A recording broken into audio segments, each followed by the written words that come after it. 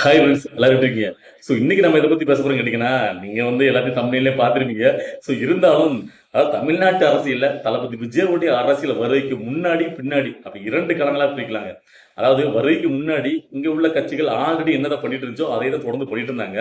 வருகைக்கு பின்னாடி என்ன இருக்குன்னு கேட்டீங்கன்னா, விஜயாவுக்கு கிடைக்கக்கூடிய அந்த மக்கள் செல்வாக்கை பார்த்துட்டு, என்னடா இது இவ்வளவுக்குள்ள மக்கள் செல்வாக்கு அவருக்கு இருக்கு. அப்ப நாமளும் ஏதாவது வித்தியாசமா, ஏதாவது மக்களை கவர்ற பண்ணும் போது ஏதாவது நம்ம பண்ணாதான் நாமளும் பார்த்தீங்கன்னா இந்த தடவை ஏதாவது கொஞ்சம் நிலைச்சு நிக்க முடியும் இந்த அரசியல்ல அப்படிங்கிறக்காண்டி புதுசு புதுசா ஒரு ஆயுதத்தை கையில எடுத்து ஒவ்வொன்றா பண்ணிட்டு இருக்காங்க. அப்படிதான் பாத்தீங்கன்னா மக்களுடன் நான் ஓரணி தமிழ்நாடு புதுசு புதுசா திட்டங்கள் அறிவிக்கிறதா இருக்கும். இல்லைன்னா தேர்தல் வர்றதுக்கு 8 மாதங்களுக்கு முன்னாடி இப்போயே ஊர் போயிடணும் போறது, சுற்று பயணம் நடைபயணம் மேற்கொள்றது. ஸோ அப்படி நிறைய விஷயங்களை மேற்கொள்றாங்க. ஸோ அதுலதான் ஒரு கட்சி தலைவர் என்ன பண்றது ஏது பண்றது தெரியாம மூலச்செலவு அடைஞ்சு, அதாவது குரல் யுத்தம் காட்ட ஆரம்பிச்சிருக்காரு. புதுசு புதுசா நிறைய குரல் யுத்தத்தில் காட்டுறாரு. அதுலதான் பாத்தீங்கன்னா தான் கட்சியே பாத்தீங்கன்னா நாம் சாதி கட்சியாக மாத்திட்டு இருக்காரு. ஆக்சுவலா எந்த கட்சிங்கிறது நான் சொல்லும்போது எனக்கு தெரிஞ்சிருக்கும். அது நாம் தமிழர் கட்சி அப்படிங்கிற ஒரு கட்சி எதுக்காக சீமானால் ஆரம்பிச்சு வந்தான்னு கேட்டீங்கன்னா, அதாவது அவரு ஆரம்பிக்கல. சீபா ஆதித்தனார் தான் அந்த கட்சியை முதலாக அறிமுகப்படுத்தி பண்ணிட்டு இருந்தாரு. அதுக்கப்புறம் அவர் அதுக்கு மேற்கொண்டு செல்லாத போது அந்த கட்சியை தான் கட்டுப்பாட்டு கொண்டு வந்து கடன் வாங்கிட்டு வந்து நாம் தமிழர், அதாவது தமிழருக்காக குரல் கொடுக்க நான் தான் இருக்கேன். தமிழர் எங்கேயுமே அதிகாரத்துக்கு வர முடியல. அவன் இன்னுமே அடிமைப்பட்டு கிடக்கான். தமிழன் ஒருத்தன் மேலோங்கி வந்தானா உடனே இங்க இருக்கிற மத்த தமிழர்கள் பார்த்தீங்கன்னா அவனை ஒரு சாதியின் அடையாளமா பாக்குறாங்க. அவன் என்ன சாதிக்காரன் அப்படின்ட்டு. ஆனா அதே இது வேற்றுமொழியில இருந்து மலையாளி கன்னடம் இவன் வந்தாலும் ஏத்துக்கிறாங்க. சோ அப்படி கூடாது, எல்லாரையும் சாதி மதம் பக்கம் தமிழெல்லாம் ஒன்றிணைக்க போறான், அதுதான் என்னுடைய நோக்கம் அப்படின்னு பயங்கரமா தமிழன் தமிழன் உணர்ச்சி பொங்க அப்படின்னு ஆட்சி பொங்க கனவு பேசிட்டு வருவார்ல. சோ அவர் தான் இப்போ பாத்தீங்கன்னா சமீப காலமா விஜயோடைய அரசியலுக்கு அப்புறம் என்ன பண்றது தெரியாது நாம் சாதி கட்சியா மாத்திட்டு இருக்காரு. என்னடா அப்படி கேட்கலாம், ஒண்ணும் இல்லைங்க. இப்போ இவ்வளவு நாள் என்ன சொல்லிட்டு இருந்தாரு, சாதி பார்த்து போடுற ஓட்டு எனக்கு தீடுடா அப்படின்னு பேசின சீமானவர்கள் இப்போ கொஞ்சம் சமீபகாலமா அதான் நடந்துட்டு இருக்கு. அதாவது பல்லாவரத்துல நாடார் பேரவை அப்படின்னு நடத்தக்கூடிய நாடார் சங்கங்கள் அந்த சமூகம் நடத்தக்கூடிய ஒரு விழா, பெருந்தல காமராஜர் பிறந்த விழால அதுல போயிட்டு இவர் கலந்துக்கிட்டு அங்க தான் கட்சியுடைய வேட்பாளரை ஒரு நாடார அறிமுகப்படுத்துறாரு. சரி, அங்க அப்படி பண்றாங்க கேட்டீங்கன்னா, அடுத்தாப்புல இப்ப நேத்து தேவேந்திர குல வேளாளர்களை எஸ்சி பட்டியலிருந்து வெளியேற்றணும், பட்டியல் வெளியேற்றும் அப்படின்னு சொல்லி ஒரு ஆர்ப்பாட்டம் நடத்துறாரு. அங்க போயிட்டு தன் கட்சியோட வேட்பாளர் அங்க அறிமுகப்படுத்துறாரு. இவரு தான் பாத்தீங்கன்னா புரட்சி பண்ண வந்திருக்காங்க. தமிழ் எல்லாரும் தமிழ்ல ஒன்றிணைக்க போறாராம். மண்ணாங்கட்டி இல்ல உங்க அண்ணனுக்கு முட்டுடுக்க போவான்ல அந்த சாட்டை இடுமனம் காட்டி பெரிய இது மாதிரி பேசுவாங்கல்ல, அவன்கிட்ட நான் கேட்கிறேன், ஏன்டா கொஞ்சமாவது என்னடா நீங்க என்ன பண்ணா உங்க அண்ணனுக்கு முட்டுடுப்பீங்களாடா? தமிழன்னா தமிழரை தமிழங்கிறத ஒன்றிணைக்கணும். அதனால சாதி சாதியா போய்கிட்டு ஒவ்வொரு சமூகத்திலையும் போய்கிட்டு ஒரு ஆர்ப்பாட்டம் கண்டனம் நடத்திட்டு அந்த சாதியை தூக்கி பிடிச்சி இப்படி கொம்பு சீவி தானட்டா நீங்க தமிழ் சமூகங்களுடைய பிரிவினையை ஏற்படுத்துறீங்க. நீ தமிழனா ஒன்றிங்கன்னா தமிழனா மட்டும் பாரு, ஏன் ஒவ்வொரு சாதிக்காரையும் ஒவ்வொரு ஜாதியா சமூகமா நீ பிரிச்சு பிரிச்சு பாக்குற? அங்க விற்கும் தேவேந்திர குலால வேளாளர் அங்க போகும்போது பாத்தீங்கன்னா அப்படி தேவேந்திர குலா வேளாளர் அப்படி தூக்கி பிடிச்சு கொண்டாட வேண்டியது. நாடார் அங்க சமூகம் இது அங்க நாடார் தூக்கி பிடிச்சு இப்படிதான் ஒவ்வொரு சமூகம் போய் அந்த சமூகம் தூக்கி பிடிச்சி அப்புறம் அங்க ஒரு சாதி வேட்பாளரால் அறிமுகப்படுத்த வேண்டியது. இவங்க போய் தான் தமிழனா ஒன்றிணைக்க போறாராம். இதைத்தானே காலங்காலமா இங்குள்ள திராவிட கட்சியில பண்ணிட்டு இருக்கு. ஆனா வெண்ணைகளா திராவிட கட்சியில் அப்படிதான் பண்ணுதுங்க. திராவிட கட்சியில மட்டும் சொல்ல முடியாது, எங்களுக்கு எல்லா கட்சியிலுமே ஒரு குறிப்பிட்ட ஏரியால எந்த சமூகம் அதிகமா இருக்கோ அங்க அந்த சமுதாய வேட்பாளர் நிப்பாட்டுவாங்க. சோ இதெல்லாம் காலம் நடந்திருக்கு. சோ இப்ப இந்த நாம் தமிழ் சொல்லிட்டு வித்தியாசம் என்னத்தை கிழிச்சிட்டு இவரும் அதே தானே பண்ணிட்டு இருக்காரு. அதாவது நாடார் சங்கங்கள் நடத்தக்கூடிய விழால போயிட்டு நாடார பார்த்தீங்கன்னா கட்சி வேட்பாளர் அறிமுகப்படுத்துறாரு. அங்க போயிட்டு தேவேந்திர குல விழாக்களுக்கு ஆர்ப்பாட்டத்தில் போயிட்டு அவங்கள ஊத்தின ஒரு கட்சி வேட்பாளர் நிப்பாட்ட வேண்டியது. இதுல என்ன பத்தி தமிழான நீங்க பத்தி உஞ்சி நினைச்சிட்டீங்க இல்ல. எனக்கு தெரிஞ்சு சீமானவர்கள் தேவையில்லாம ஒவ்வொரு ஜாதியிலையும் போயிட்டு கும்பு சீவி தான் விடுறாரு. இதான் நடந்துட்டு இருக்கு. தமிழனா ஒன்றிணைக்கல. அதாவது எனக்கு தெரிஞ்சு இவருக்கு ஒண்ணும் தெரியாது. இவர் பேசாம இருந்தாலே அங்க எல்லாம் அவமாட்ட இருப்பான். என்ன போது ஜாதியை ஒழிக்கன்னு சொல்றோம் அவனதான் முதல்ல போட்டு அடிக்கணும். எனக்கு என்ன இவன் ஜாதியை ஒழிக்கிறங்கிற பேர்ல தூண்டிதான் விடுவான்னு தவிர ஜாதி ஒழிக்க மாட்டானுங்க. அவருக்கு அந்த ஜாதியை ஒழிச்சு அரசியலே பண்ண முடியாது. அப்படிதான் போயிட்டு இருக்கு. சோ இப்ப இவர் தேவையில்லாம ஒரு கதையை நாங்க தமிழனா ஒன்றிணைக்கிற பேர்ல ஒவ்வொரு சமூகத்துக்கும் ஒரு அடையாளம் இருக்கு, ஒரு வரலாறு இருக்கு. அது அவனுக்கு தெரிஞ்சா போதும். இவன் புதுசா ஒரு கதையை சொல்ற மாதிரி இவனுடைய அடையாளம் இப்படிதான், இவன் தான் அது அவன் தான் அது அப்படி சொல்லி சண்டையை மூட்டி விட்டுருக்கு. மூட்டி விட்டுட்டு ஒரு தமிழனா ஒன்றிணைக்க போறாராம், கிழிக்க போறாரு. இதுக்கப்புறமும் நீங்க அவர் பாத்தீங்கன்னா தமிழ்ல ஒன்றிங்க இப்ப வேற பாத்தீங்கன்னா நிறைய சொல்றாங்க, டேய் பார்த்தால எங்க அண்ணன் தான் பாத்தீங்கன்னா ஆடு மாடுகள் இன்னைக்கு நடந்துட்டு இருக்கு. அதாவது மேய்ச்சல் விட போறாராம். அதாவது தடையை தாண்டி மலைகளில் பாத்தீங்கன்னா மாடுகளை விரட்டி விட்டு மேய்ச்சல் கூட போறேன், தட்டையே தாண்டி அண்ணன் மண்டார பத்தியோட சிங்க அண்ணா அப்படின்னு கிழிச்சாரு. இதெல்லாம் ஒரு பப்ளிசிட்டி ரெண்டு காணி பண்ணிட்டு இருக்காரு. இது யாரோட அனுமதியில் நடந்துட்டு இருக்கு? மறைமுகமா தான் காலில் விழுறாரா டிஎம்கே காலில். அப்புறம் அவர் என்ன வேணா பண்ணலாமா தமிழ்நாட்டுல? ஏன்னா நீங்க வீராதி வீரன்னு கேட்டீங்கன்னா நீங்க காலுக்கு விழக்கூடாது. சில பேர் கேட்டிருக்கா, அதாவது விஜயா இருந்தா இதெல்லாம் பண்ண முடியுமா? தடையை மாதிரி பத்தியில எங்க அண்ணன் தான் பண்ண முடியும், கிழிக்க முடியும், நொட்டுவாரு.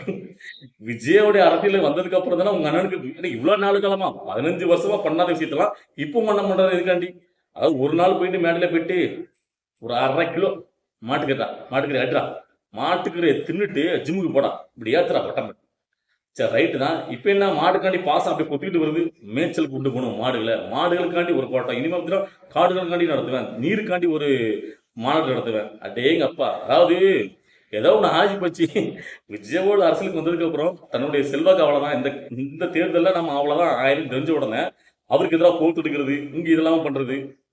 இதை பார்த்துட்டு நிறைய பேர் பார்த்தீங்கன்னா உணர்ச்சி போங்க, எங்க அண்ணன் தான்டா சிங்கம், பாத்தியா தட்டையை உடைத்து பாத்தியா அப்படி புரட்சி பண்றாரு. தமிழ்ங்கிறதுல பாத்தீங்கன்னா எப்படி மாடுகளுக்காண்டி குரல் கொடுக்காரு. அவருக்கு எல்லா இடத்துலயும் குரல் கொடுக்க முடியும். ஏன்னு கேட்டீங்கன்னா அவருக்கு மறைமுக சப்போர்ட் இருக்கு. அவரை வந்து மேல உள்ள பாஜகவும் சரி, கீழே உள்ள டிஎம்கேவும் சரி ஒன்றும் பண்ண மாட்டாங்க.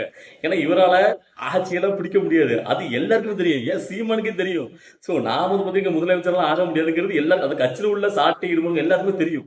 அப்படி யாரெல்லாம் கத்திட்டு இருக்கான்னு கேட்டீங்களா, ஒண்ணும் கிடையாது. அவங்களும் வாழணும்ல, எல்லாத்துக்கும் இருக்கிற மாதிரி அவங்களுக்கு இருக்குல்ல. ஸோ ஏதோ ஒன்று பண்ணி அவங்க செல்வாக்காகணும். ஏதாவது மறைமுகமா எல்லா கட்சியும் பார்த்தீங்கன்னா தொடர்ல இருப்பாங்க. அவங்களுடைய சப்போர்ட்லாம் இவருக்கு இருக்கும். ஏன்னா அவருடைய நோக்கம் என்ன கேட்டீங்க, எனக்குன்னு ஒரு கூட்டம் இருக்கு, நான் ஓட்டுகளை பிரிக்காம பாரு. அதாவது எந்த காயை எங்க அடிச்சா எப்படி நகரணும் அவருக்கு தெரியும்.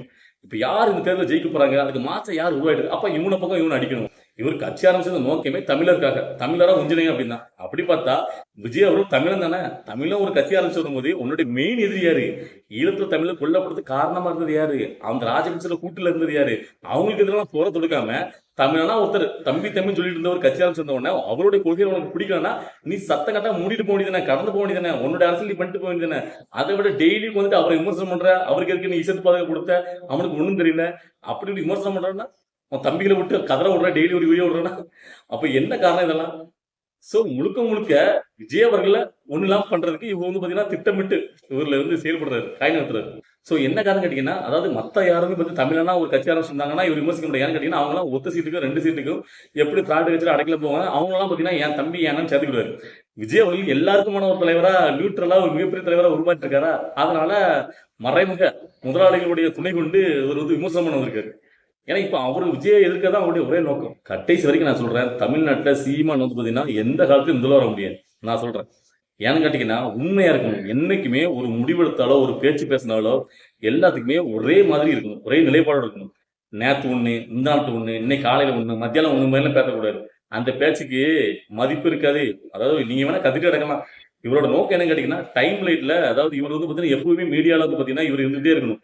ஒண்ணு ஏர்போர்ட்டுக்கு 10 நேரம் போற வர்ற மாதிரி பாத்தீங்கன்னா ஏர்போர்ட்ல வச்சு பாத்தீங்கன்னா ஒரு பிரஸ் மீட் கொடுத்துட்டே இருப்பாப்ல.